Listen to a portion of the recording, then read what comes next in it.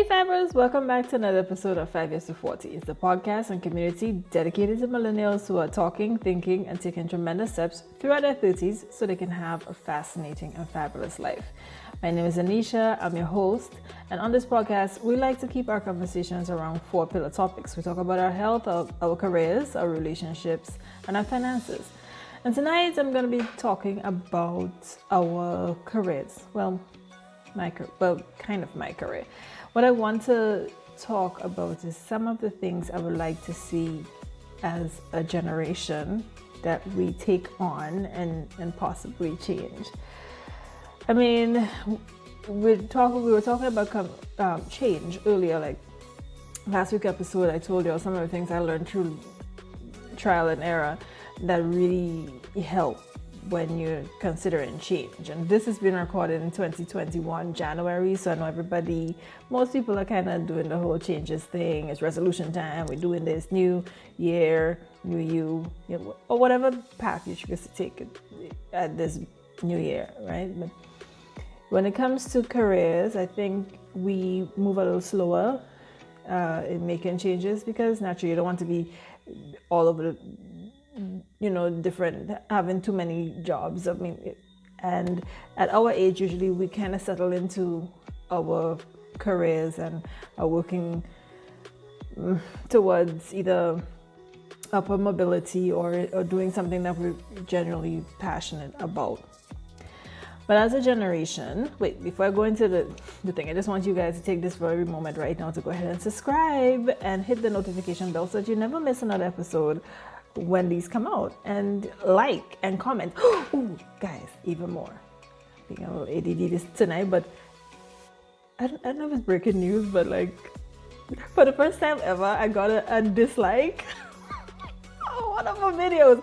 I never got that before. I'm like, oh my gosh, somebody. Well, I guess it's good. It's a good thing because I mean people are watching and having an opinion about it, and that's wonderful. I'm glad that I'm creating content that people can do that. But listen, don't get no ideas and start to be disliking all my stuff, please. But when I was going through the analytics and I saw it have I saw 87 something, 87% or whatnot. So 1% actually disliked, and usually it's like 100. You're gonna go through and see all people either don't say anything or they like it. So there was a dislike, and I was like, oh my god. So person, thank you for viewing and thank you for your contributions. Leave a comment to let me know what you didn't like exactly, so maybe we can have a conversation about it. It takes all types to make the world go round. So, and if you look at even more episodes, you'll see that I have content on conflict resolution and dealing with conflict, and of course you're welcome to voice your opinion on those as well, okay? But don't go disliking too much of my videos. I'm just saying, don't be disliking don't do too much of it, but just let me know what's going on so I can have an idea, so we can have a conversation about it. Who knows, maybe you might sway my opinion on this. Anyhow, let's get into what I'm really talking about tonight. So I was thinking, as a generation, we are the generation that occupies the largest demographic in the workforce right now. Millennials are the most common generation in today's workforce, right, as of 2021. So as a whole, I think it'd be a great time for us to make changes where necessary. Now, I am not an advocate for going ahead and just disrupting everything where it doesn't need to be disrupted, but I do believe in questioning things, and if there is change that's required, go ahead and make the change. So the first thing I'm thinking we could try as a generation to make some changes on is overcoming the concern for candor. Now, that's something I struggle with because being candid takes courage, first of all, and it also it takes courage and it takes some guts, and you have to have a certain kind of mindset to be completely candid about how you feel. And in generations gone by, if you look at organizational culture, usually people just kind of keep what they have bottled up. They don't say what they really want to say. usually that's because when people voice opinions, it could have kickback. Like if they say something that is against the norm, sometimes people get vexed, and it could have follows, right? So I understand why people don't just go around saying how they feel, but I feel there's so much value when people are able to openly express their true feelings about things without the worry of being victimized after doing it. So you're not going to be sidelined because you say how you feel. You're not going to be overlooked if you have to get a promotion, or you're not going to become labeled as a troublemaker because you're actually saying how you feel, because that would mean people with a lot of great ideas and a lot of useful suggestions would start being quiet. And there's a quote that says, you, as an organization, always get concerned when your great thinkers start getting quiet. Think. Right? So I just say that's something that I would like for us to do more of.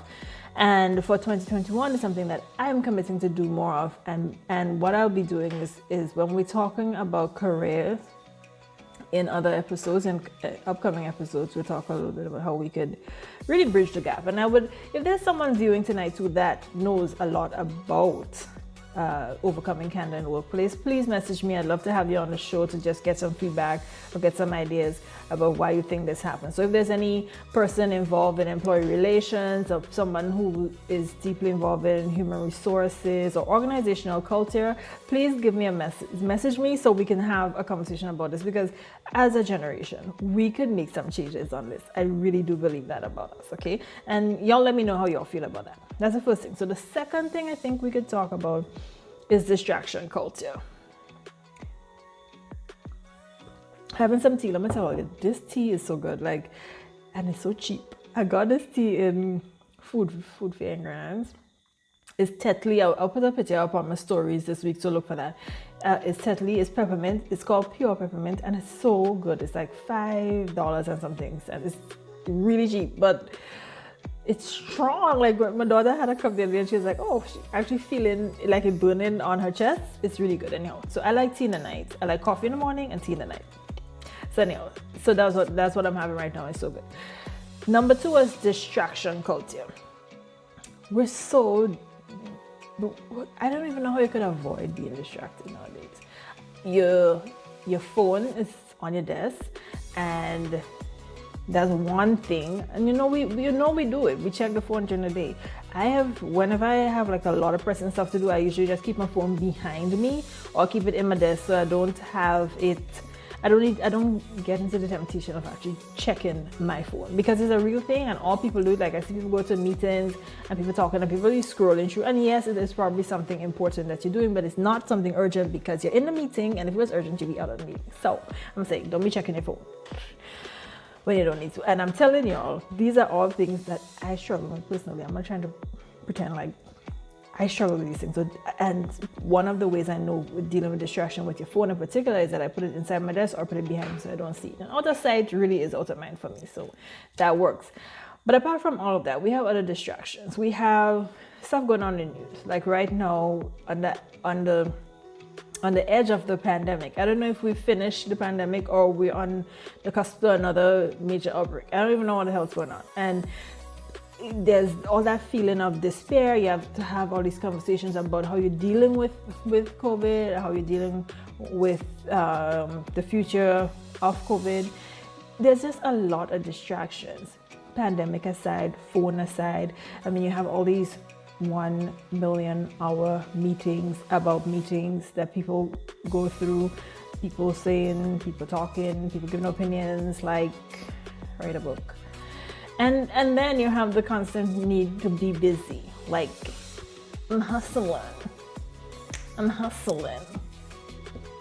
You're hustling, but busy is not being productive. So, and as a generation, we're really in this whole busy thing, like I can do everything in the world. I have this going on, I have that going on. And I tell you, like at a point, I was getting caught up in that same thing. Like I have this. And I realized I was doing all of these things and first of all, some of the things we're involved in, they don't really contribute to your well-being, other people's well-being. It might make your ego feel good. It might stoke your ego to say, oh, I'm doing this and I'm that, I'm evolving. But really, is it really helping? Is it moving the meter for anybody? Like, is it bridging a gap? Are you helping somebody really and truly? Or are you just getting your ego stoked? Think about it. So for me, 2021, what I decided is like, I'm just gonna go through and see where I feel like unnecessarily pressured, because I don't want to be involved in something and I'm not able to deliver it very well. I'm all for challenges. This YouTube challenge is a challenge. Getting it and staying consistent and creating the content. But it's something I really do believe in, and I feel strongly about it. Pulls at my heart when I'm not able to upload. So I'll stay here with you guys. I like y'all. Even the person who dislikes my video, I like you. I like you too. I like you too. Thank you for viewing. Anyhow, so what I'm saying is, we are living in a distraction culture, so I want us to be very, very careful of not being too distracted. And as a generation, I would like us to take on this distraction culture so that we can focus on things that help us to have more meaningful lives. So like, instead of being busy, hustle, like how can we really use the time that we would take hustling to help ourselves, yes, to be productive, but not busy, to help other people, but not be just, flaunting, posting, I just did that, I just da. I mean, how does that help you and how does that help other people? Because at the end of the day, all the works that we're doing should be towards a higher goal. So it should be extending. If you are, and I always say identify as Christian, if it's not extending God's kingdom, if it's not helping your fellow man, if it's not bettering your concept on things, then why are you doing it? Why are you doing it? Just something to think about. And if you guys agree, let me know in the comments. Let me know how you feel about making change and us, redesigning this distraction culture so that the things that we're involved in are really meaningful instead of just doing thing for doing sake. Right? So that's number 2. Number 3 is one that I struggle with and still struggle with sometimes, to be honest, and that is apathy. Apathy really is just a feeling of not in disinterest. Like I can't, in Grenadian terms, I just can't be bothered. I can't be bothered. I can't be bothered with this. I just want to. And in terms of your career, is when you hear somebody say, you see that? I don't have time for that. I just want to come to work, do my work, get paid, and go home. That sounds like you, right? I'm sure if, and God bless you, if you go to work in a place where you're always exuberant and happy to go to. And that is the reality on most days, but the truth is, sometimes you just feel like, I've had conversations with my girlfriends and they're just like, I have conversations with all different kinds of people, and you always hear that come up every now and then. People just like, I just can't be bothered. I'm just gonna go to work, do my work, and go home. I do have time. I can't be bothered.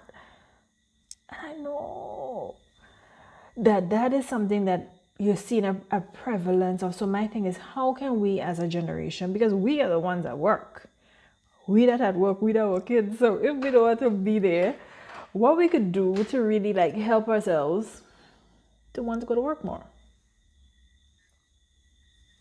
The truth is, you're spending like 8, sometimes 10 hours work related, right? Out of a 24-hour day.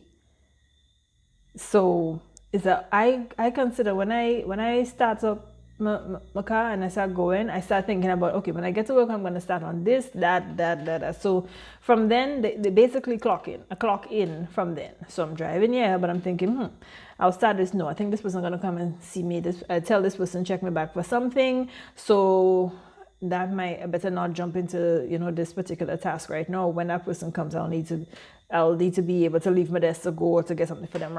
So I'm doing that while I'm driving, all right? So it's not 8 hours. It is the half an hour, 45 minutes to get down there. That's 8 hours, 45 minutes. So when I'm leaving, well, when I leave work, I kind of just, forget about and just go to the supermarket and whatnot. But what I'm saying is sometimes even in transit, you're thinking. Sometimes when you're in your home, how much times in your home and something bunks on your mind? All that time.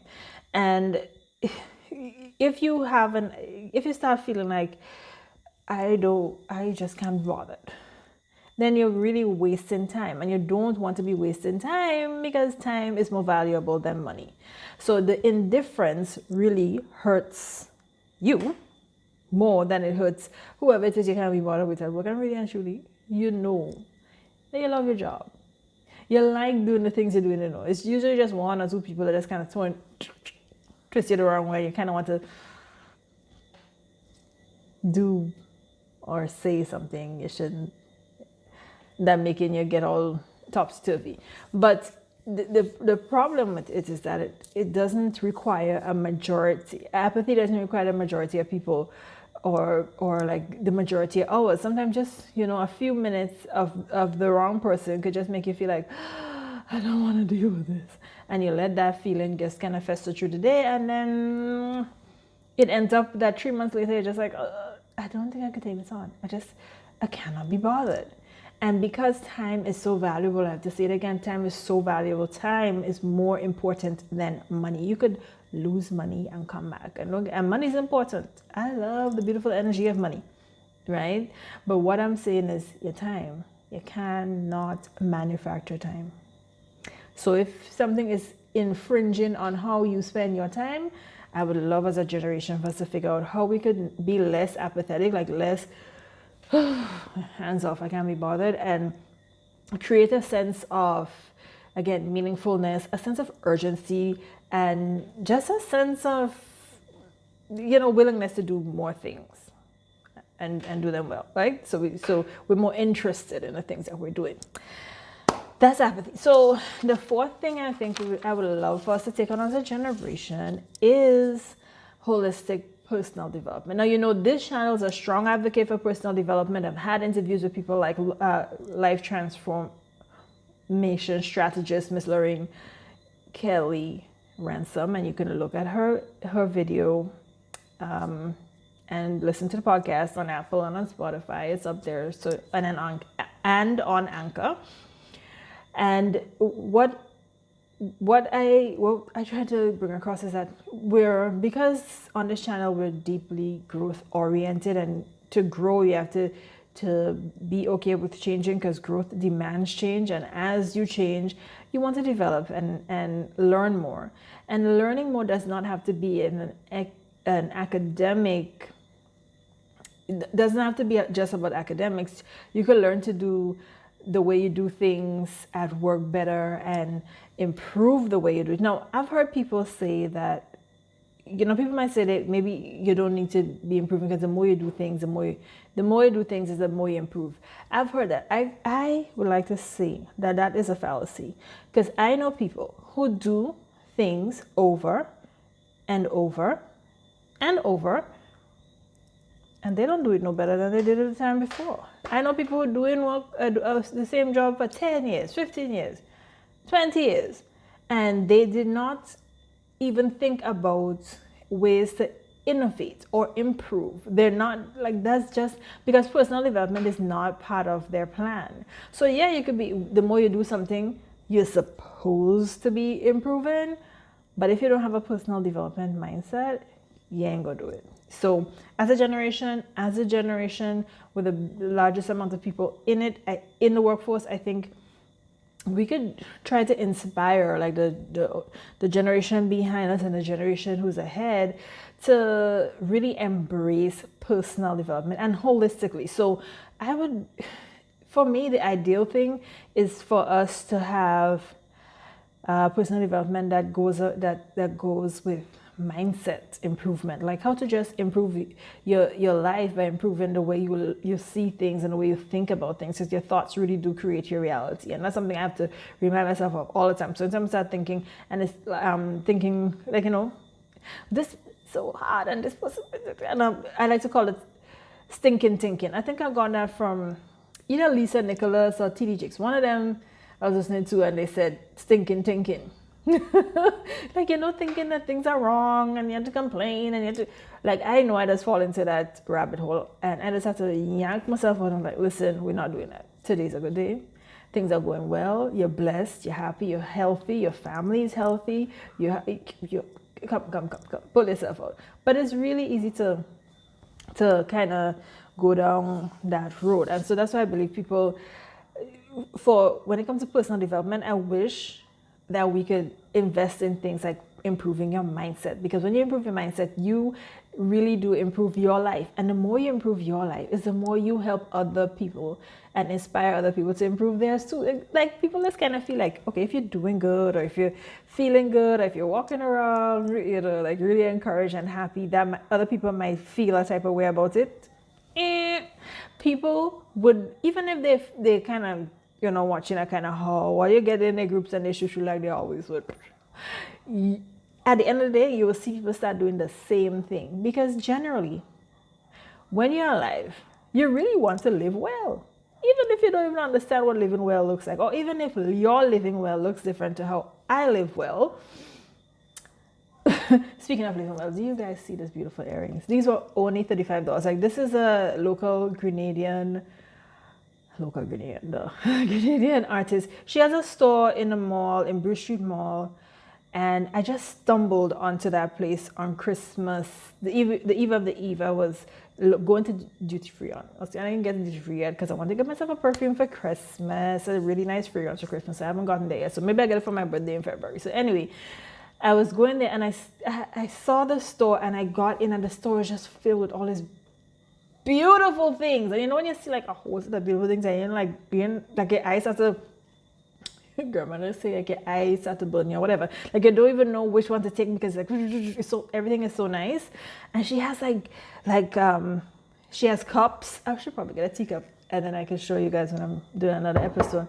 And huge wall paintings, beautiful bronze, and just really earthy, and you walk in there and you just feel so happy. And she newly opened, right? I'll put the name in the description when I find her name. I can't remember it now as I'm recording, but anyhow, what I'm saying is, she has all these pieces, and the guy who was there, he was saying, it's like a tricky time because they just opened the store, and yes, it's the pandemic is here, and people are like, why open it and it's a pandemic, but why not open now? And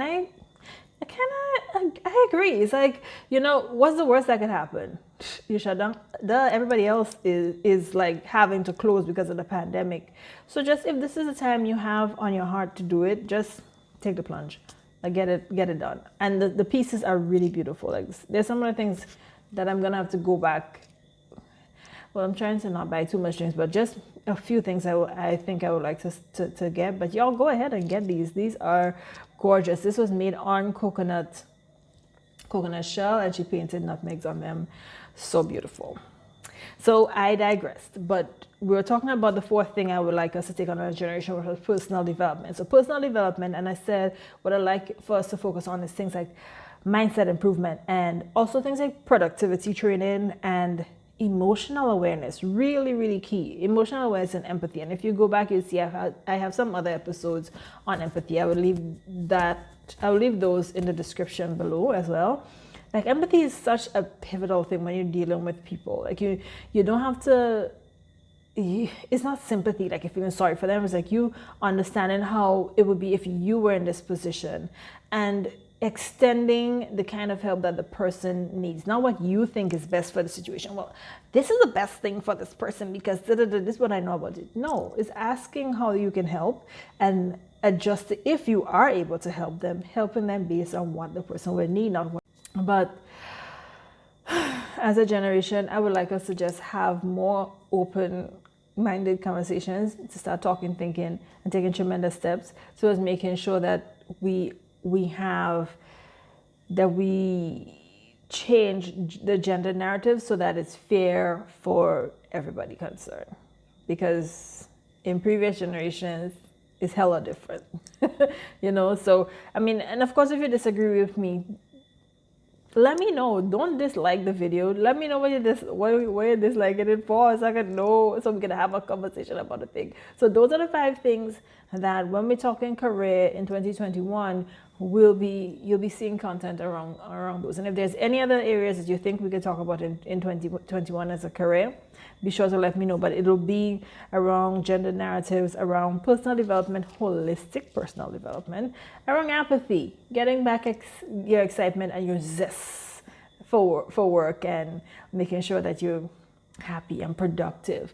Speaking of productive, to make sure that we do something about this distraction culture, because we are hella distracted. You know that. Like, everything is from COVID to phone to meetings to all kinds of things, gossip to whatever. People are distracted. So we'll look deeper into that, and also we will look into overcoming the concern for candor, like being in a place where we can really be open for feedback and to be able to express ourselves to people in a way that is not condescending, like have open conversations with people, and to offer help if we can. If you could offer help, and if you can't, you can, but not just to go around nitpicking, gossiping, slandering, or saying things that doesn't really benefit anybody else. So that's the 5 things, and I hope you found that interesting.